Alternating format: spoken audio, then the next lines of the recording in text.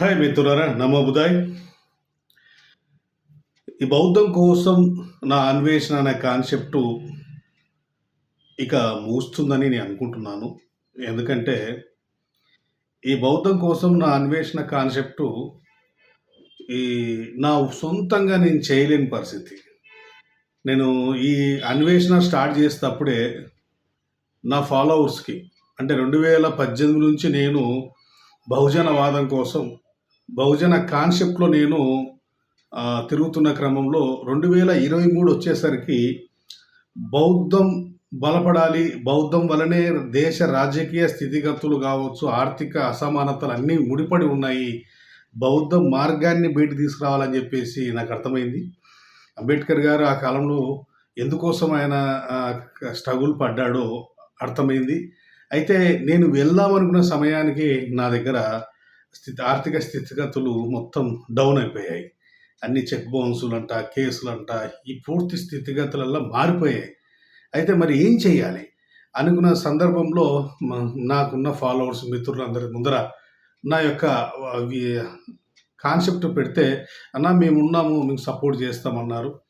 వాళ్ళు సపోర్ట్ చేసిన విధంగానే చాలా అసలు దేశవ్యాప్తంగా 25,000 కిలోమీటర్లు నేను బయలుదేరాను. ఆ నేపాల్ వెళ్ళాను. అయితే ఇందులో భాగంగా ఇంకా చరిత్ర బాగా తెలియజేయాలి. చాలామంది అన్న పుస్తకాలు రాయండి అన్వేషణకు సంబంధించి. అంటే పుస్తకాలు చదివే స్థితిలో మన వాళ్ళు లేరు. పొద్దున్న లేస్తే మొబైల్ చూస్తారు, మొబైల్లోనే ఉంటారు, మొబైలే ప్రపంచం. అయితే మరి మొబైల్ ప్రపంచం ఉన్న వాళ్ళకి మొబైల్లోనే డిజిటల్ మీడియా పరంగా అందించాలని చెప్పేసి నేను ఒక డాక్యుమెంటరీ తీద్దాము అని చెప్పేసి ఒక ఆలోచన చేసినప్పుడు దాన్ని కూడా సపోర్టర్గా ముందున్నామని చెప్పేసి డాక్యుమెంటరీ తీసే వాళ్ళే. అంటే ఇక్కడ ప్లస్ ఏంటంటే, అలా నీ గొంతమ్మ కోరికలు కోరుకుంటూ పోతావు, ఆ సినిమా కూడా తీద్దాం అంటావు రేపు పొద్దున, అందరికి సపోర్ట్ ఎక్కడ చేస్తారని మీరు అనొచ్చు. కానీ నేను ఏం చేసినా ఒక సిస్టమ్ ప్రకారంగానే పోతున్నా.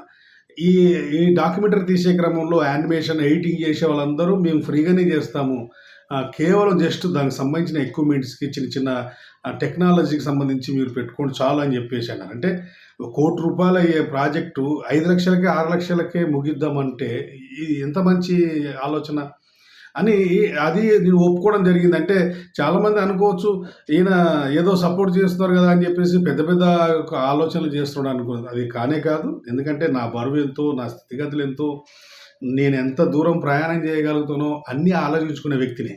అయితే ఇక్కడ ఇక ఏదంటారో చూడండి, ఒక సిస్టమ్ ఏమైందంటే, నేను వెళ్తున్నాను, చాలామంది మిత్రులు శివన్నకు చాలామంది ఫాలోవర్స్ పెరిగారు, శివన్నకు సపోర్ట్ పెరిగింది. ఇక మనం ఇస్తే ఎంత, ఇవ్వకుంటే ఎంత, అయితే ఇంకోటి ఏమంటారు, పూర్తి డాక్యుమెంటరీస్ తీసే స్థాయికి వచ్చాడు. అంటే చాలామంది వెనక బ్యాక్ బోన్ ఉన్నారు శివన్నకు, ఎవరో పెద్ద ఫైనాన్సర్లు ఉన్నారు. అంటే బయట వాళ్ళు ఈ యొక్క హైందవికులు, వైదికులు చెప్పుకుంటే ఒక రీజన్ ఉంది, కానీ మన వాళ్ళు కూడా ఆ దూరంలోకి వచ్చేసారు. అంటే నాకేదో వెనకేదో బ్యాక్గ్రౌండ్ సపోర్ట్ అని చెప్పేసి, నా వెనక ఎవ్వరు లేరు, నేను తప్పితే, నా నీడ తప్పితే ఇంకేం లేదు. నన్ను సపోర్ట్ చేసేవాళ్ళు నా ప్రస్థానంలో ఒక రోజు రావచ్చు, కొంతమంది ఒక 10 రోజులు వస్తారు, కొంతమంది ఇంకో 4 రోజులు ప్రయాణం చేస్తారు, కొంతమంది ప్రయాణం చేస్తూనే ఉంటారు, ఆర్థిక సపోర్ట్ చేయలేకుండా సలహాదారులుగా చాలామంది ఉన్నారు. కానీ ఎవరైనా కూడా ఫైనాన్స్ పెట్టి నన్ను సపోర్ట్ చేసింది లేదు. అంటే కొంతవరకు తప్ప అవుతుంది, చేయలేరని కానీ చేస్తున్నా, కాబట్టి వాళ్ళకున్న పరిధిలో నా అన్వేషణ చేస్తున్నారు. కానీ బలంగా పెట్టుబడులు పెట్టి ఈ యొక్క నువ్వు వెళ్ళు, మేము ఉన్నాము అని చెప్పేసి అటువంటిది ఏం లేదు. నేను రోజు ఇచ్చే ఫండింగ్ల ద్వారా ఆ డబ్బులతోనే నేను పెట్రోల్ కొట్టించుకుంటున్నాను, ఆ డబ్బులతో లార్జ్ ఖర్చులు పెట్టుకుంటున్నాను, వెళ్తున్నాను. అయితే ఈసారి పూర్తి స్థాయిలో నాకు దెబ్బతిన్న చెయ్యి బోన్ ఫ్రాక్చర్ అయినా కూడా దాన్ని మళ్ళీ సర్చ్ చేసుకొని ఇక ముందుకెళ్దామనే క్రమంలో నాకెందుకు దూరదృష్టిగా ఫ్యూచర్ నాకు కనపడుతుంది. అంటే సిక్స్త్ సెన్స్, అంటే ఆలోచన చేస్తే జనాలలోంచి ఫండింగ్ తక్కువ, అంటే నాకేదో సపోర్ట్గా ఉన్నారు శివన్నకు ఇంకా ఇంకా అనే ఆలోచనలో వచ్చేసినారు. నేను రిక్వెస్ట్లు పెడుతున్నా, చాలామందికి ఫాలో అవుతున్నా కూడా చూస్తున్నట్టుగా వెళ్ళిపోతున్నారు. అంటే నాకెందుకో కొంచెము ఇది కరెక్ట్ విధానం కాదనిపించింది. అంటే ఏదన్నా అందరికీ ఇష్టపూర్వకంగా ముందుకెళ్తేనే బెస్ట్ అన్నది ఒక ఆలోచన వచ్చింది. ఒకవేళ అలానే కాకుండా ఇంకా అన్వేషణ ఏం చేస్తావు లేని జనాలు కూడా ఏమన్నా ప్రిపేర్ అయ్యారేమో, అనేది ఒక ఆలోచన. అంటే రకరకాలుగా నా మైండ్స్ వేధిస్తున్నప్పటికీ నేను కొంత బ్రేక్ తీసుకుంటే, లేకపోతే దీని విషయం పైన కొంత ఏమంటారు గ్యాప్ తీసుకున్నా, లేకుంటే నిజంగానే బ్రేక్ తీసుకుంటే ఏంటి నా ఉన్నప్పుడు ఇప్పుడు ముందుకు పోలేనప్పుడు డబ్బు లేనప్పుడు ఏం చేస్తావు మరి? కాబట్టి ఆ విధంగా నేను స్టెప్ తీసుకున్న మూమెంట్‌లో ఒక 10 రోజులు ముందట ఒక పోస్ట్ పెడితే కూడా ఒక 10 రోజుల్లో నేను ఇంత కాన్సెప్ట్ ఇంత ప్రయత్నం చేస్తున్నాను, ఇంత దూరం వచ్చాను, ఇప్పుడు ముందుకెళ్ళలేని పరిస్థితుల్లో ఉన్నాను. కాబట్టి మీరందరూ సపోర్ట్ చేయాలా అని చెప్పి పోస్ట్ పెడితే కూడా అది కూడా లైట్‌గా తీసుకున్నట్టు కనపడుతుంది. మరి నేను ఉన్నంతలో ఎంతవరకు ప్రయత్నం చేస్తాను అనేది ఒక ఆలోచన చేసుకొని ఇక దీన్ని గ్యాప్ తీసుకోవడం బెస్ట్ అనిపించి నేను ఈ డిసైడ్ అయిపోతూ వస్తున్నాను.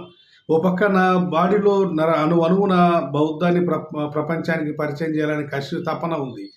కానీ నేను పూర్తిగా బెగ్గింగ్ చేసుకోవడం కూడా నాకు కరెక్ట్ కాదు కదా! ఇప్పుడు సోషల్ మీడియాలో ఎలా అయిపోయిందంటే, వాళ్ళు చేస్తే సంసారం, మనం చేస్తే వ్యభిచారం అనే కింద మాట్లాడుతున్నారు. ఆళ్ళు సంస్థలు, ధార్మిక సంస్థలు ఏదేదో అసలు పిచ్చి పిచ్చోళ్ళు రోడ్డు మీద సన్యాసులకు, బాబాలకు చౌరం చేసుకొని ఉంటారు. కానీ మనము దేశం కోసము, ఒక వ్యవస్థ కోసము మనం తిప్పబడితే దాన్ని తప్పుగా బూచిపెట్టి అడక తింటున్నాడు, ఫండింగ్ చేస్తారని వాళ్ళు ఎన్ని చెప్పినా నేను పట్టించుకునే మనిషిని కాదు. ఎందుకంటే నవీన నాపచైన పండింది అనేది ఊరికే చెప్పలేరు. రేపు పొద్దున మనది ఆల్రెడీ అంచెలంచెలుగా మనము ప్రపంచానికి తెలియజేస్తున్నాము, ఎక్కడ కల్పితం లేదు. అయితే ఇక్కడ మన వాళ్ళలోంచే ఈ యొక్క గ్యాప్ నెగ్లిజెన్స్ అంటే లేకపోతే పట్టించుకోవడము, లేకపోతే శివన్నకు చాలా సపోర్ట్గా ఉన్నారు అనుకుంటున్నారేమో. ఇవన్నీ తెలియజేయాలంటే నేను ఏం చేయాలి? ఒకటి బ్రేక్ చేయాలి, లేదా వదిలేసుకోవాలి. నేను 2 మార్గాలు అనుకున్నా. 10 రోజులు గ్యాప్ తీసుకుంటే 10 రోజుల్లో ఏదో ఆయన మస్తు పెడుతున్నాడు పోస్టులు, ఏదో ఆయన రాష్ట్రంలో అనేది అనుకున్నారా అనేది ఒక ఆలోచన వచ్చి ఇప్పుడు పెద్ద లక్ష్యం ఉంది నా ముందర. అంటే ఒక డాక్యుమెంటరీ సిరీస్ అంటే వాస్తవానికి నిమిషానికి ₹1,00,000 తీసుకుంటారు యానిమేషన్‌కి. ఉత్త యానిమేషన్‌కి ₹1,00,000 తీసుకుంటే డబ్బింగ్, ఎడిటింగ్ ఎంత కావాలి? అసలు దానికి లొకేషన్‌లో పోయి రాజ్యస్థానాలు, రాజధానులు వాళ్ళందరికి పోయి షూటింగ్ చేసుకోవాలంటే ఎంత కావాలి? ఇన్ని లెక్కేసుకుంటే 2-3 కోట్ల ప్రాజెక్ట్ ఇది. 2-3 కోట్ల ప్రాజెక్టులో మన ప్లస్ పాయింట్ ఏంటంటే డబ్బింగ్, ఎడిటింగు అన్నీ చేయడానికి ముందుకొచ్చిన టీము నాకు ఏమొద్దు, చిన్న చిన్నవి పెట్టుకో అని చెప్పారు. ఇంతకన్నా ప్లస్ ఎవరు వస్తారు? నేను తిరగడానికి వెళ్ళడానికి అసలు ట్రావెల్ ఖర్చులకి డబ్బు, కొంత వాళ్ళకి సంబంధించిన సాఫ్ట్వేర్ సంబంధించిన డబ్బులు ఏర్పాటు చేసుకుంటే సరిపోతుంది. ఇంతమంది చాలామంది మేధావులు ఒక మంచి కాన్సెప్ట్ పట్టుకున్నాడు కదా, వాడేం చేసేది ఏంది? ఈ రోజుల్లో ఆ ప్రాజెక్ట్ అంచనా, సినిమాకి సంబంధించిన వాళ్ళు ఉంటారు, దీంట్లోన చాలామంది ఉంటారు. ఏదో నేను చెప్పేది కహాని కాదు కదా, ఎంక్వైరీ చేసుకున్నా కూడా నిజమే, ఇంత యానిమేషన్కి ఇంత ఉంటుంది, ఎడిటింగ్ ఇంత ఉంటుంది, డబ్బింగ్ ఇంత ఉంటుంది, ఇన్ని కాన్సెప్ట్ ఉంటాయి. వాడు అయినా కూడా చూపిస్తున్నాడు, ఆల్రెడీ ట్రైలర్ చూపిస్తూ రిలీజ్ చేస్తున్నాడు. వీటికి మనం ఎందుకు సపోర్ట్ ఉండకూడదు అనే ఆలోచన చాలామంది రాకపోవడం కూడా బాధాకరమే. సరే, ఇక నేనేం చేయాలి? కనీసము మినిమము సపోర్ట్ మనకు లేకపోతే ఎలా వేస్తున్నారు? 500, 100 వస్తుంది, ఎట్ట గుంజుకొస్తున్నా నేను. సమయం దొరికితే నేను అన్వేషణకే ప్రియారిటిస్తున్నా. అయితే ఇక్కడ ఏం జరుగుతుందంటే, నా విషయంలో ఏం చేయాలనుకున్నారనేది తెలియాలంటే ముందు నేను ఈ ముందుకు వెళ్ళాలా, లేకుంటే ఇంకా చాలు వీటికి అన్వేషణ, లేకపోతే పేబ్యాక్ సొసైటీలో చేసింది ఇంకా చాలు, ఇంతకన్నా ఇంకా ముందుకు వెళ్ళొద్దు అని చెప్పాలనుకుంటున్నారా?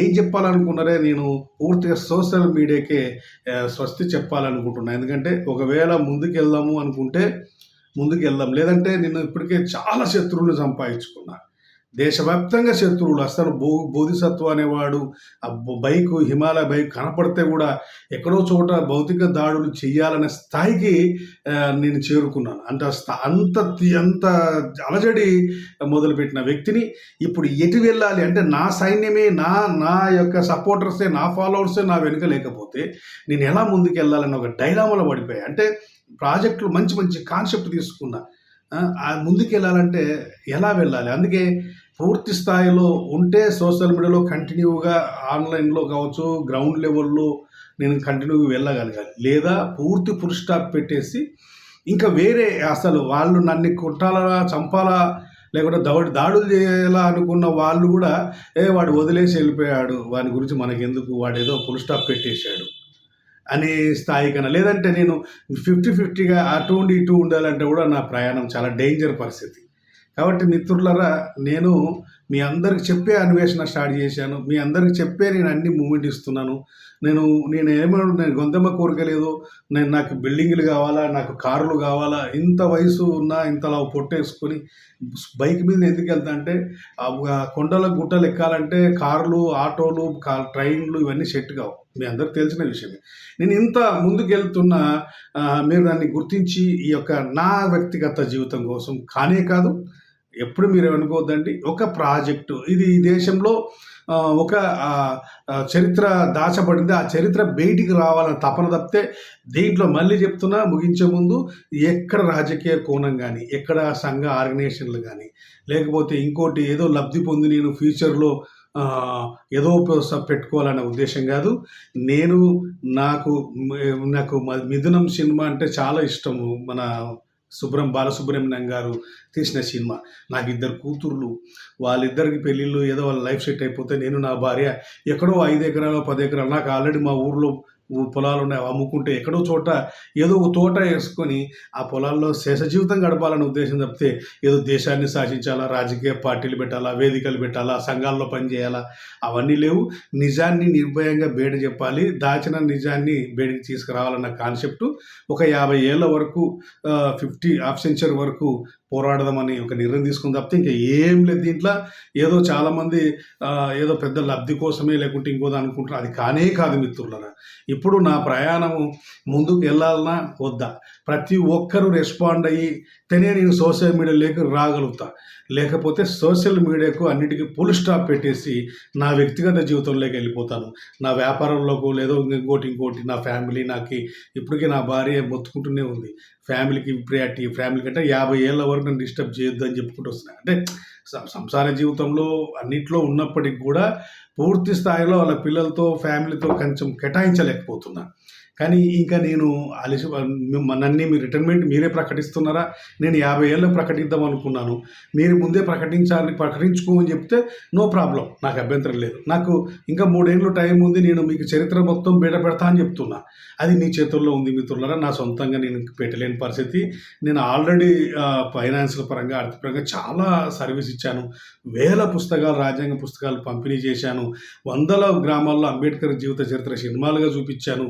ఆ తర్వాత 1000 మందికి పైన మైకులు పట్టించి 30 లక్షల పైన అప్పై ఒక న్యూస్ ఛానల్ స్టార్ట్ చేసి లాభ అపేక్ష లేకుండా నిజాయితీగా నేను ప్రపంచానికి పరిచయం చేశాను రిపోర్టర్లని. ఇంతకన్నా నేను ఏం చేయను. ఇప్పుడు బౌద్ధ చరిత్రని అసలు దేశంలోనే ఎవడు పోయి ఒక కంటెంట్, ఒక మాన్యుమెంట్ దగ్గర పోయి డైరెక్ట్ చెప్పి ఇది కాదు, ఇది నిజము, ఇది అబద్ధం అని చెప్పే స్థాయికి నేను రాగలిగాను. ఇది చాలా గొప్ప విషయము. ఇంతకన్నా నేను చేయలేవు, నేను చాలు అని మీరు ప్రకటించుకుంటే నేను ప్రకటించుకుంటాను మిత్రులారా. అంత మీ చేతుల్లో ఉంది. నమో బుద్ధాయ్.